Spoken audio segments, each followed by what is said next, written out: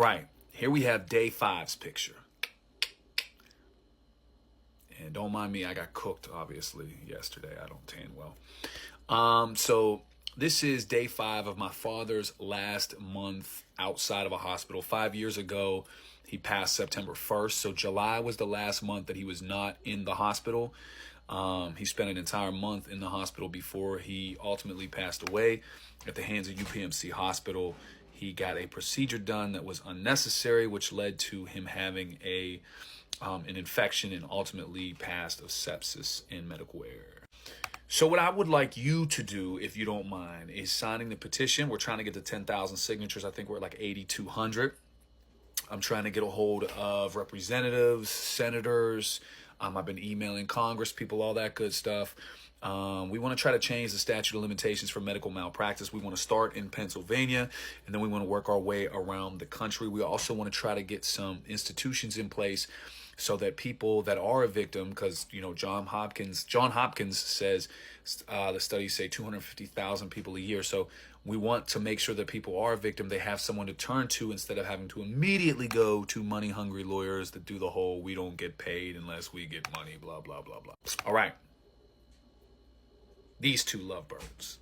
So my father and mother were married in 1980, I believe, if not 81. I think it was 80.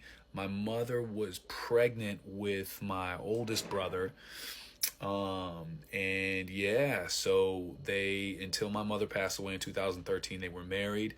My father didn't have the best reputation around the neighborhood. I guess he was kind of like a player or whatever he was looked at. So definitely wasn't my grandfather's first choice. But they became very close. Yeah, my father adored my mom. Was very hard on him when she passed of cancer in 2013. He stood by her side. He was everything that a husband should be.